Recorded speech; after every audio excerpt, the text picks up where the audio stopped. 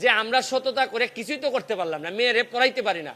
আর বেনজির সাহেবের শুনলাম যে মেয়ের অভিযোগ হচ্ছে গিয়ে মেয়ের একটু নর্থ সাউথ থেকে একটু রেস্ট নেওয়ার জন্য একটা ফ্ল্যাট আছে। আর আমি জীবনে এতদিন হাইকোর্টে থেকে একটা ফ্ল্যাট কিনা তো দূরের কথা, ভাড়া বাসায় থাকতে হয়।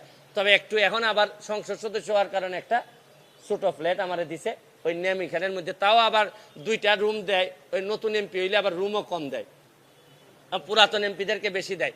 তাই এখন এগুলা যদি চলতে থাকে, আর আরেকটা জিনিস দেখেন, মরার উপর খরার গা।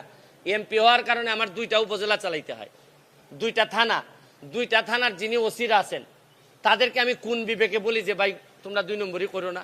এরা যদি বলে আপনি আমার চাকরি দিচ্ছেন, যারা আমার অফিসার তারা দেখছেন কি মাল বানাইতেছে, আর আপনি আমার এইসব করলে চলবে?